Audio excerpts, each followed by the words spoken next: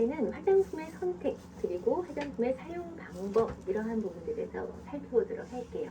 자, 그럼 화장품을 선택할 때 어떠한 화장품을 선택해야 안전할 것인가 궁금하실 겁니다. 그렇죠? 예, 그래서 우리 학우님들이 이제 이 교양 과목에서 꼭 알았으면 좋겠는 것 화장품 전성분 표시제예요. 그래서 이거에 대해서 알아보고 화장품 사용 시 주의사항은 굉장히 많은데요. 그거는 이제 또 법에서 정하고 있어요. 그걸 다 살펴볼 수는 없어서 어떠한 것들이 이렇게 법에서 정하고 있어 라는 정도만 살펴보고 우리는 아주 교양답게 가비얇게 식품의약품 안전처에서 권고하는 그러한 사용 방법 주의사항 정도 살펴보고 이렇게 마무리하는 걸로 하겠습니다. 자, 그러면 먼저 화장품 전성분 표시제는 도대체 무엇인가? 자, 전성분이라는 것은 전체 성분을 표시해라 라는 이야기예요. 화장품 제작에 들어간 모든 성분을 제품에다 표시해라. 그래서 이 그림에서 보시는 것처럼 우리 학우님들이 사용하는 화장품을 뒤집어 보면 이렇게 여기에는 뭐뭐뭐뭐 들어갔어요 라고 다 적혀 있습니다. 아주 깨알 같은 글씨로. 제일 먼저 나오는 것이 정제수 또는 디아이워터라고 보통 시작을 해요. 왜냐하면 화장품의 대부분은 수분이 가장 많기 때문이죠. 자, 그래서 이렇게 물 성분으로 가장 크게 들어간 디아이워터 또는 정제수 들어가고요. 그 다음에 이제 유분이 들어가는 제품들은 그 다음에 유분이 나옵니다. 근데 토너 같은 거는 유분이 안 나오겠죠. 그래서 여기 그 다음에 바로 보습제들이 나오는 것들은 유분이 없이 보습제들이 나오는 것들은 저기에요, 토너. 그래서 스킨류, 토너류구나 라는 걸 알 수 있고요. 자, 디아이워터나 정제수 다음에 이제 무슨 오일 이렇게 쭈루룩 몇 가지 오일들이 나오는 것 이거는 유화제, 유분이 들어간 제품이구나 라고 아시면 됩니다. 그래서 쫄쫄쫄쫄 뭐라고 적혀 있어요. 그러다가 이제 방부제, 보존제, 이제 방부제라고 안 하고 보존제라고 하거든요. 보존제 종류가 나와요. 예를 들어서 뭐 파라벤유라든지 메틸파라벤, 에틸파라벤, 파라벤유라든지 요새는 파라벤 쓰면 큰일 나는지 알거든요. 우리 이 소비자들이. 그래서 이제 화장품 회사들이 파라벤을 다 빼고 페녹시에탄올 뭐 이런 거 써요. 그래서 페녹시에탄올이 나왔다라고 한다면 그것들은 이제 페녹시에탄올 나왔다 그러면 이제 0.4% 다 미만으로 쓰거든요. 그러니까 그 뒤로 나오는 것들은 아주 미세하게 들어간 것들이라고 보시면 돼요. 그래서 여기쯤에 뭐 어떤 성분이 들어가서 이 성분이 이 제품의 뭐 보습력을 탁월하게 해줘요. 어떤 기능성을 갖고 있어요. 라고 하면서 돈을 고가로 받는다. 그러면 아주 미세하게 들어갔다는 거예요. 보존제 뒤로 들어갔다면. 그리고 요 뒤에서 나오겠지만 성분이 많은 것부터 순서로 쓰는데요. 1% 미만인 거는 순서에 상관없이 쓸 수 있어요. 그래서 이 뒤에 들어가는 거는 아주 미세하게 들어가는 것들이다.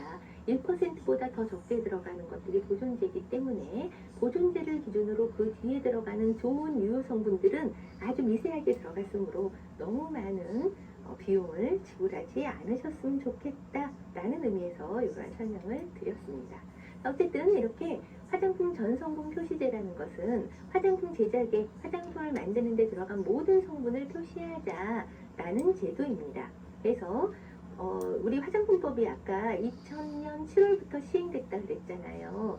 그래서 이제 그 전에 문제됐던 것들, 막 기능성 화장품 아닌데 기능성 화장품이라고 하고 이런 것들은 다 방지가 됐는데 어느 정도 가격 이런 것들도 이제 어느 정도 정리가 됐는데 문제는 도대체 이 속에 뭐가 들었는지 몰라서 자꾸 부작용이 났을 때 소비자가 그걸 입증해야 되는 문제가 되더라는 거예요.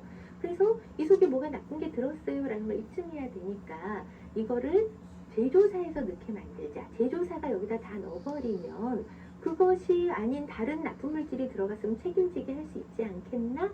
이런 거예요. 그럼 소비자도 안심하고 살 수 있고 제조자도 어때요? 거기에 적어놓은 물질들을 다 전성분을 다 표시하게 돼 있으니까 나쁜 물질을 살짝 넣는 거 안 되겠죠. 예, 그런 용도로 2008년 10월부터 시행이 되었습니다. 그래서 2000년에 화장품법이 시행되면서 그 다음에 또 발전해 나가는 단계였다라고 보시면 되는 거고요. 장점이 뭐예요? 함유된 성분 모두를 확인할 수 있으니까 과대 광고 못하게 한다. 과대 광고를 예방하는 효과가 있고 소비자로서는 내가 어떤 성분에 알러지가 있어요. 근데 이 제품에 그 성분이 들어갔는지 안 들어갔는지 모르잖아요. 나는 내가 정말 어렵게 나한테 알러지가 나는 성분을 알고 있음에도 불구하고 그래서 자신에게 맞지 않는 성분은 피해서 구매를 할 수 있는 그런 장점이 있겠다. 그리고 아까 얘기했듯이 무슨 문제가 생겼을 때 여기는 이러이러한 성분이 들어갔으니까 아, 이 고객한테는 이게 문제가 됐구나 라는 것들을 금방 알 수 있습니다. 이런 신속한 원인 규명, 그래서 거기에 대처도 가능할 수 있겠죠. 그러다 보니 제조사에서는 어때요? 아무거나 넣을 수 없고 더 좋은 거를 더 싸게 넣어야 되고, 이러한 제조사 간의 긍정적인 경쟁을 유도할 수 있는, 그래서 제품의 질이 향상될 수 있는, 금액 대비 가성비가 높아지는 그러한 효과가 이 화장품 전성분 표시제의 장점이라고 할 수 있겠죠. 네, 그래서 이렇게 화장품 전성분 표시제는 2008년부터 시행이 되었고요. 그 뒤로 이것도 보완이 되고 뭐 이렇게 개정이 되고 이랬는데, 지금 현행 이 화장품 전성분 표시제에서의 관련 규정을 한번 본다면요, 이렇게 정해져 있습니다. 글자 크기 5포인트 이상 써라. 정말 깨알같아서 볼 수가 없어요. 5포인트 막 6포인트 이렇게 해놔가지고. 근데 그거보다 더 작게 쓰는 사람들이 있으면 아예 안 보이겠죠. 그래서 5포인트 이상은 해라. 그럼 우리는 어떻게 해요? 이 스마트폰으로 탁 찍어갖고 키워서 보면 될 겁니다. 자, 화장품 제조 시 사용된 함량이 많은 것부터 기재하고 표시해라. 그래서 아까 얘기했듯이 제일 앞에는 정제수가 온다, DI 워터가 온다라고 얘기했습니다. 자, 1% 이하로 사용된 성분은 어떻다고요? 순서에 상관없이 표기해도 좋다.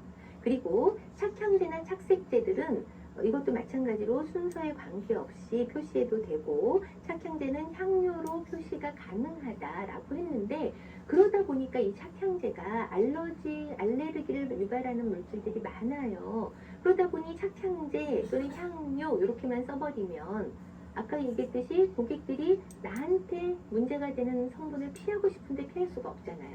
그래서 또 다시 몇 년 전에 법을 바꿨습니다. 몇 년 전이라고 할 것도 없어요. 최근에 바꿨어요. 어떻게? 알레르기를 유발할 수 있는 물질 25가지는 꼭 써라. 제품명, 성분명으로. 이렇게 향료나 착향제로 쓰지 말고, 이것들은 그 알러지를 일으킬 수 있는 물질 자체의 성분 자체의 이름으로 해당 성분을 명확하게 기재 표시해라 라고 정한 겁니다. 그런데 아주 미세하게 들어갔다면 알러지 안 일어나겠잖아요. 그래서 바로 씻어내는 제품은 더 조금 들어가도 괜찮고, 근데 씻어내지 않는 제품은 아주 더 조금 들어가더라도 기재를 해라, 이렇게 정해놓은 겁니다. 그래서 25가지를 고시를 해서 요 다음 페이지에 나옵니다. 25가지 얘네들은 자기 이름을 그대로 해당 성분을 써라. 그런데 일정 비율 이상 들어갔을 때만 써도 좋다, 이렇게 또 조금 풀어준 거예요. 쓰는 거는 꼭 써라 라고 규제를 했다면, 거기서 무조건 써야 되는 게 아니라 씻어내는 제품은 0.01%가 초과됐을 때 기재를 해라, 성분을. 씻어내지 않는 제품은 더 조금 들어가도 알러지 생길 수 있잖아요. 그거보다 10분의 1. 자, 0.001%를 초과했을 때 들어가 있다면 그 성분명을 써라. 이거보다 적게 들어가면 어때요? 기재하지 않아도 좋다. 그냥 향료나 착향제로 써도 좋다, 이런 겁니다. 그러면 이러한 것들이 뭐가 있는지 알아봐야 되겠잖아요. 이거는 이 화장품 전성분 이 표시제에 대한 규정 다 살펴보고 다음 슬라이드에서도 보여드릴게요. 자, 그러면 지금까지 본 것들, 글자 5포인트 이상으로 써라 라는 거 있었고, 그 다음에 많은 것 순서대로 써라, 그러나 1% 미만인 거는 그냥 같이 써도 된다. 그리고 향료, 착향제는 그냥 한꺼번에 뭉뚱이 그려서 향료, 착향제라고 써도 되지만 25개 성분은 그 이름을 써라. 일정 성분 비율이 이상 들어갔을 때 얼만큼? 씻어내는 제품 0. 얼마? 0. 다시 볼게요. 0.01 맞죠? 예, 그 다음에 씻어내지 않는 것은 0.001. 그래서 씻어내지 않는 것은 더 조금 들어가더라도 조심하자, 이런 의미였습니다. 자, 그럼 계속해서 혼합 원료가 들어갔을 때는 혼합된 개별 성분 명칭을 기재하고 표시해라. 그 다음에 색조 화장품 제품류, 눈 화장품 제품류, 두발 염색용 제품류, 우리 아까 13가지 배웠던 것들 중에 3가지잖아요. 이런 거에는 색조가 들어가는 거예요. 두발 염색용이니까 색깔을 입히거나 빼는 거였죠. 눈 화장품 제품류에도 이게 아이라이너, 마스카라 이런 것들 다 색깔 들어가죠. 색조 화장품류 당연히 들어가죠. 그래서 호수별 색깔 번호를 얘기합니다. 뭐 21호, 우리 23호 이런 거 있잖아요. 착색제가 다르게 사용된 경우에 이 플러스 마이너스 또는 플러스 슬러시 마이너스 표시 다음에 사용된 모든 착색제 성분을 함께 기재에 표시해도 좋다라고 하는 겁니다. 자, 산성도 pH 조절 목적으로 사용되는 성분은 중화 반응에 따른 생성물로 기재 표시가 가능하다. 이걸 산성도 pH 조절 목적인 성분을 모두 다 쓸 수가 없으니 중화 반응으로 인해서 어떤 물질이 생성됐다면 그걸로 사용해도 좋다라는 겁니다. 비누화 반응을 거치는 성분도 마찬가지로 비누화 반응에 따른 생성물로 기재 표시가 가능하다라고 조금 이렇게 완충을 해놓은 거예요. 그래서 모든 전성분 표시자를 쓰라 그랬다고 해서 이제 그 완전히 원료가 되는 성분까지 다 쓰려면 너무 머리가 아프니까 이런 정도로 정리해서 써도 된다라는 이야기들을 한 거고요. 이 혼합된 개별 성분의 명칭은 기재 표시를 하는데 이러한 단서 조항으로 조금 완화시켜줬다라는 의미가 있는 겁니다. 자, 그러면 앞에서 얘기했던 그 알레르기 유발 물질 25가지 이거 식품의약품안전처에서 고시하고 있는 거거든요. 우리 학우님들 이제 그냥 뷰티 쪽에 지금 전공하는 학우님들은 좀 잘 알아뒀으면 좋겠고요. 우리 그냥 이 교양으로 듣고 있는 학우님들은 이런 거 외우지 않아도 돼요. 제가 치사하게 이거를 시험에 내지는 않겠습니다. 이 제도와 관련한 건 내지만 이거 25개 성분이 뭐고 뭐 여기에 들어가니 안 들어가니 내지는 않아요. 그런데 뷰티를 전공하시는 우리 학우님들은 알아두셔야 돼요. 왜냐면 맞춤형 화장품을 예를 들어 내가 고객 관련 만들어줄 거다라고 했을 때 이런 성분이 알레르기 유발한다라는 걸 알아야 뭐 0.01%가 씻어내는 물품에 들어갔는지 씻어내지 않는 제품에 0.001% 미만으로 들어가는 이런 걸 알아야지 이 성분이 기재된다, 기재되지 않아도 된다, 뭐 이런 것들 따져볼 수가 있는 거잖아요. 그래서 한번 우리는 읽어보고 넘어가겠으나 우리 교양으로 하는 학우님들은 그냥 이런 어려운 성분들이 있구나, 이런 것들이 알레르기를 유발하는구나 라는 정도 알아두고 넘어가시고요. 혹시라도 앞으로 화장품을 쓰다가 내가 알레르기 반응이 일어났다, 알러지 반응이 일어났다 했을 때 내가 이것들 중에 혹시라도 이제 알레르기 나한테 있어서 알레르기 유발 성분입니다 라고 한다면 그때는 내 거는 알고 있어야 되겠죠. 그래서 나는 리고닌이 들어간 제품 쓰면 안 돼요. 예를 들어 난 신라말이 들어간 제품 쓰면 안 돼요 라고 알고 있어야 됩니다. 그래서 우리는 한번 읽어만 보고 넘어가도록 하겠습니다. 자, 아밀 신라말 벤질 알코올. 자, 벤질 알코올 우리 화장품 그 전성분 표시제 뒤에 보면 많이 쓰고 있습니다. 그래서 벤질 알코올도 보존제로도 들어가거든요. 여기서는 알레르기 유발 물질로 들어가 있지만 얘가 보존제로도 사용되고 있습니다. 신라밀 알코올, 시트랄, 유제놀, 하이록시 시트로네랄, 아이소유제놀, 아밀 신라밀 알코올, 벤질 살리실레이트, 신라말, 쿠마린, 제라니올, 아니스 알코올, 벤질 신라메이트, 파네솔, 부틸 페닐, 메틸 프로피오날, 리날롤, 벤질 벤조에이드, 시트로네롤, 헥실 신라말, 리모넨, 메틸 옥티노에이트, 알파 아이소메틸 아이오논, 참나무 이끼 추출물, 나무 이끼 추출물. 읽기도 어렵죠. 어디서 끊어 읽어야 될지도 잘 모르시겠죠. 어쨌든 이러한 좀 어려운 성분들이 알레르기 유발 물질로 식약처에서 고시하고 있고, 이 성분들이 일정 함유량 이상 들어가 있다면 어떻게 해야 된다고요? 화장품 전 성분에 표시를 해야 됩니다. 그 일정 성분 미만으로 들어가 있다면 향료, 착향제로 사용해도 좋고, 이것들이 아닌 향료나 착향제가 사용됐을 때는 그냥 향료라고 뭉뚱그려서 사용해도 기재해도 좋다라고 화장품 전성분 표시제에 정해져 있다는 겁니다. 규정이요. 자, 그러면 이제 우리가 조금 배웠으니까 이렇게 화장품 성분을 좀 찾아보면 좋겠죠. 그래서 화장품을 사셨을 때 또는 사고자 했을 때 내가 이 성분이 뭔가 알아보고 싶다라고 했을 때 알아보는 팁을 드리려고 해요. 우리가 이제 이 강좌를 들으면서 이런 거 알아야지 아까 그 25가지 알레르기 성분 외우고 이런 건 아니잖아요. 그래서 우리 학우님들이 화장품 성분이 얘가 뭐 하는 애고 이 원료가 어떤 기능을 갖고 있구나 이런 걸 알 때 찾아보는 방법을 알려드리려고 해요. 자, 우리나라 화장품법은요, 화장품법상 이 성분, 원료의 사용에 대해서는 네거티브 리스트 방식을 시행하고 있습니다. 자, 이 용어 알아놓으세요. 네거티브 리스트 방식 뭐냐면 사용 불가 원료와 사용을 할 수는 있는데 조금씩 사용해, 요만큼만 사용해 라고 사용상 제한이 필요한 원료를 지정해 놓고 있는 것. 그래서 그 밖의 원료는 그냥 책임 판매업자가 안전성에 대한 책임을 지는 거 하에 사용할 수 있도록 했습니다. 그렇지만 여기서 리스트에서 정하고 있는 화장품 금지 품목은 사용하면 안 되고요. 사용상 제한이 있는 원료는 딱 그 범위 내에서만 사용하게 정해져 있다는 거예요. 그게 네거티브 리스트 방식이에요. 그럼 포지티브 리스트 방식은 뭘까요? 네, 포지티브 리스트 방식은 몽땅 못 써. 너네는 아무것도 쓰지 마. 근데 얘네만 써도 좋아. 라고 하는 게 포지티브 리스트고요. 우리는 이 화장품 책임 판매업자가 자기가 다 사용해도 좋아요. 다 원료 맘대로 쓰는데 이렇게 정해놓은 것들, 사용 불가 원료와 제한이 필요한 원료들은 못 쓰거나 그 범위 내에서만 써요. 라고 리스트를 따로 정해놓은 게 네거티브 리스트 방식이라는 거예요. 헷갈리시면 포지티브 리스트와 네거티브 리스트가 헷갈리시면 네거티브 리스트는 얘네들만 안 돼 라고 하는 블랙리스트다 라고 연결해 놓으시면 좀 덜 헷갈리실 겁니다. 자, 그래서 원료의 안정성 책임하에 다양한 화장품 원료들이 개발되고 사용되고 있는데 어쨌든 이렇게 그 네거티브 리스트 방식을 시행하고 있는 것은 뭐예요? 위해 가능성이 있는 그 소비자한테 해를 가할 수 있는 가능성이 있는 원료로부터 소비자를 보호하는 효과를 가진다라고 하겠습니다.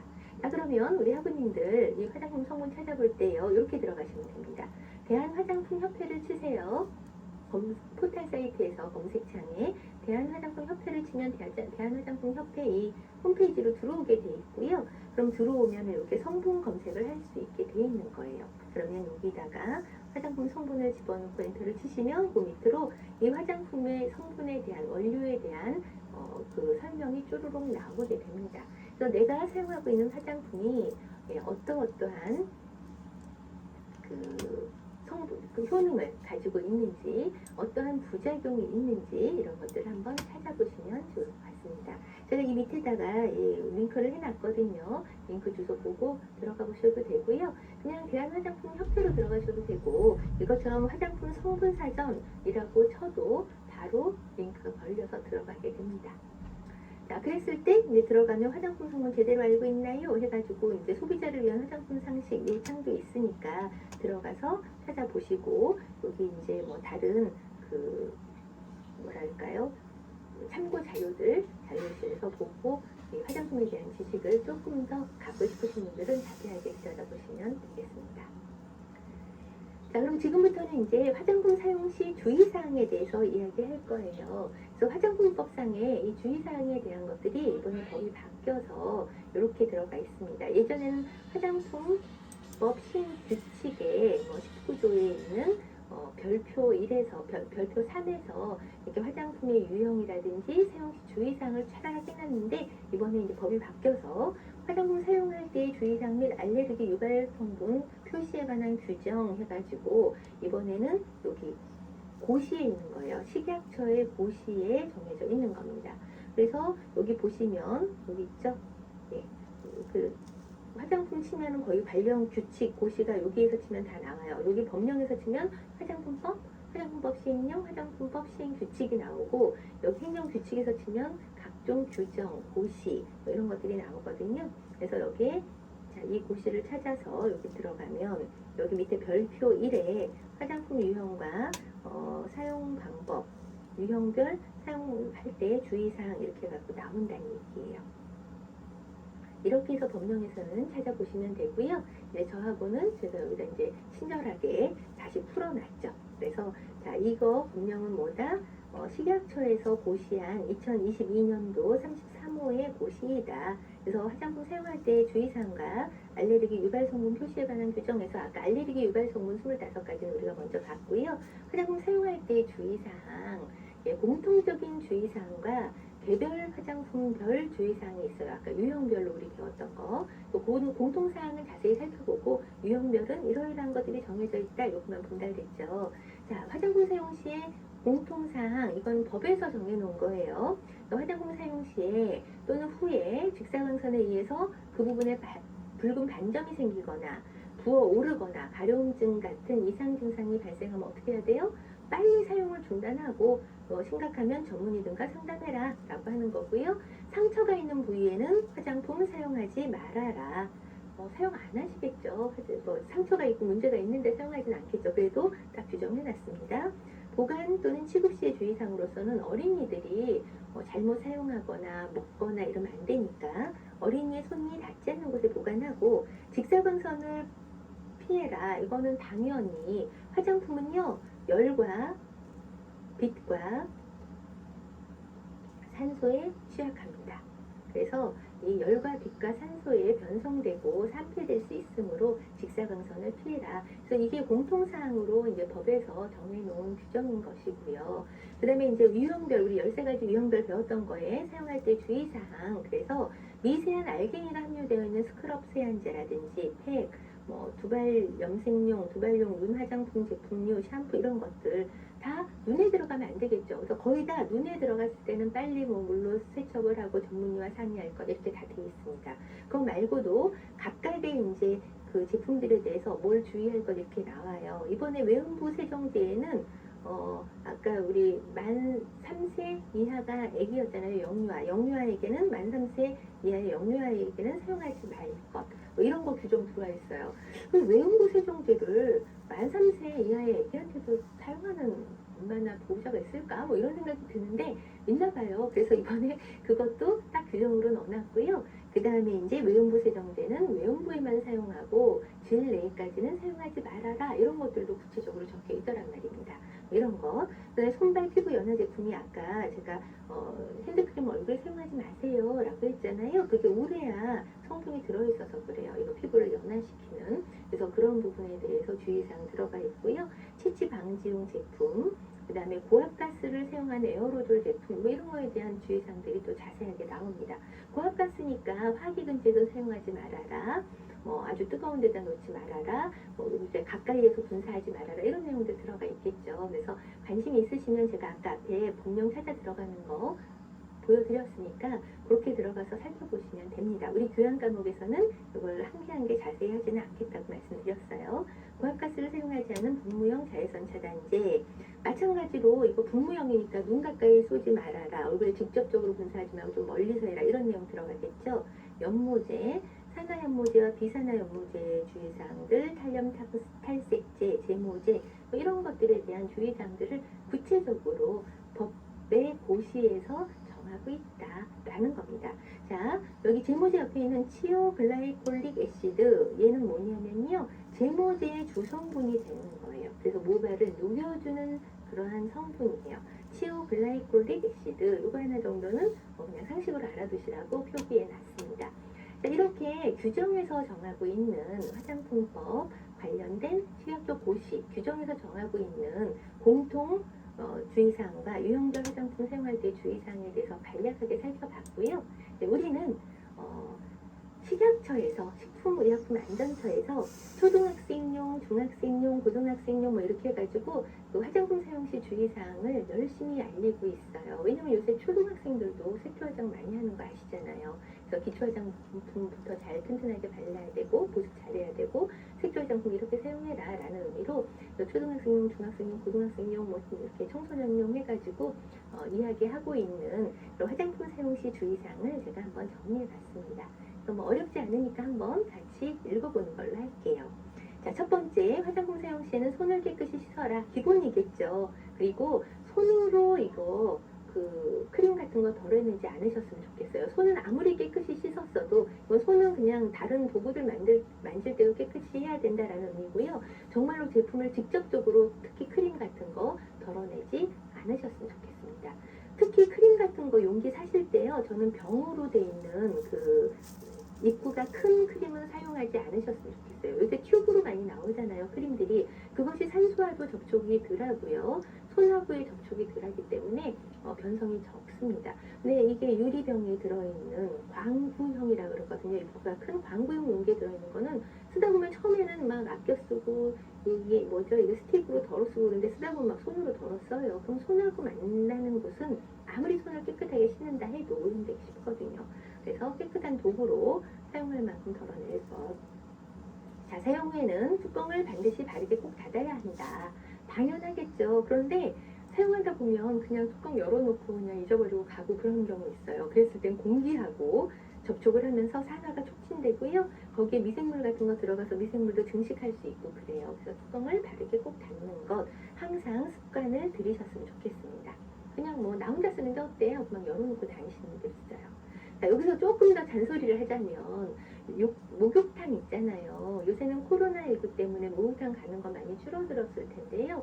예전 같으면 목욕탕에 가면 사람들 바글바글 하고요. 목욕탕에서 제공되는 화장품 항상 뚜껑은 열려 있고 도대체 이 화장품은 품질이 어떠할지 의심스러우며 그 다음에 어때요?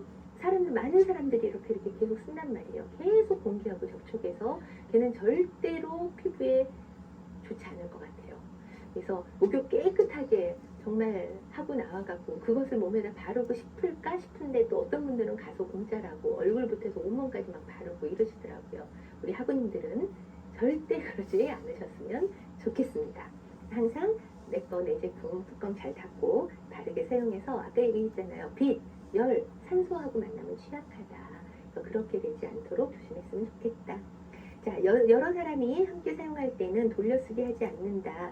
여러 사람이 함께 사용할 때는 아니라 사용하면 안 된다. 사용을 하는 돌려쓰기는 하지 않는다. 특히 눈 화장용 제품이요. 마스카라, 아이라이너, 이 눈 점막에 많이 닿는 것들이잖아요. 이런 것들은 감염 또는 오염의 위험들이 있으므로 절대 화장품 같이 쓰지 마시고 퍼프 같은 거, 이게 또 뭐죠? 팁 같은 거 있잖아요. 그런 것들도 같이 쓰지 않으셨으면 좋겠어요. 그리고 그 팁이나 퍼프 또는 솔 이런 것들은 중성세제로 세탁해서 건조해서 자주 세탁해서 사용했으면 좋겠다. 한 번 하면 거의 화장품 계속 묻었는데 계속 있잖아요. 습기가 있고 온도가 있으면 누가 좋아한다? 미생물들이 좋아한다. 특히 박테리아, 바이러스는 아니겠네요. 바이러스는 숙주하고 붙어있을 때만 사니까 바이러스, 세균들이 드글드글 해줄 겁니다. 그래서 절대 그렇게 사용하지 않았으면 좋겠다. 그래서 화장품은요, 서늘하고 건조하고 서늘한 곳에 보관해라 라고 이야기하는 겁니다. 자, 화장품은 직사광선을 피해서 서늘한 곳에 보관한다. 다시 나왔어요. 그래서 서늘한 실온에 보관한다. 자, 냉장고 보관 안 됨. 이거 뭐냐면요. 보통의 화장품들은 실온에서 보관하도록 제조가 됩니다. 실온이라고 하면 몇 도요? 가장 안정적인 온도가 10도에서 한 25도 정도가 좋다고 하는데요. 10도에서 25도씨가 좋다고 하는데 냉장고 온도는 4도씨 내외 정도 됩니다. 2도에서 높아봤자 6도, 8도 이렇게 될 텐데요. 8도까지도 안 가요. 아마 4도씨 내외일 거예요. 그래서 냉장고에다 두는 것으로 만든 게 아니라 실온에서 보관하도록 만들었어요. 그래서 사실은 화장품 냉장고가 히트치지 못한 것이 화장품 냉장고에다 보관해야 될 것들이 많지 않아요. 냉장고에 보관해야 되는 것들 간혹 있긴 하지만 그런 제품들 많지 않고 보통의 화장품들은 냉장고에 보관하지 않아도 된다라는 것이죠. 그리고 냉장고에 보관했다가 자꾸 꺼내서 실온이 됐다가 다시 냉장고에 넣고 계속 이것을 반복하는 것이 오히려 화장품의 안정성, 아까 제품에 대한 게 안정성이었잖아요. 거기에 오히려 더 해가 된다라고 하겠습니다. 자, 화장품의 사용기한 잘 지킨다. 그래서 제조일로부터 이제 개봉을 했으면 얼만큼 거기 다 표시들이 있어요. 또는 언제까지 사용해 라고 하는 사용기한 이런 게 있다면 사용기한 안에 꼭 사용하고 개봉을 했다면 가급적이면 빨리빨리 사용하고 이거 사용하다가 놔뒀다가 내년에 또 쓰고 이런 일은 없었으면 좋겠다. 그리고 주의사항 안내문 같은 거 있다면 꼭 읽어보셔라 라는 겁니다. 자, 내용물의 색상이나 향취가 변하면 사용하지 않도록 한다. 뭔가 색깔이 변했고 냄새가 이상해졌어요. 그럼 아까 화학적인 변화 배웠잖아요. 변질, 변색, 변취 이런 거 할 수 있거든요. 그랬을 때 또는 분리되는 물리적 변화가 있을 때에도 사용하지 않도록 한다. 자, 여름철에 차 속에 화장품이 있다. 특히 선크림 같은 거 있다 그러면요. 차 속의 온도 막 5, 60도 올라갑니다. 그랬을 때 이것이 아무리 안정성 시험을 하고 안정화되게 만든 제품이라도 여름철 차 속 너무 뜨거워서 분리되기 쉽습니다. 분리되거나 변질, 변취, 변색되기 쉽습니다. 그래서 그렇게 됐을 때는 절대 사용하지 않는다. 그러하니 차 속에는 화장품을 보관하지 않는다. 이렇게 지키셨으면 좋겠습니다. 자, 여기까지 해서 우리 화장품의 선택 및 사용 방법, 주의사항까지 알아봤어요. 자, 이로써 3교시 수업 마치도록 하겠습니다.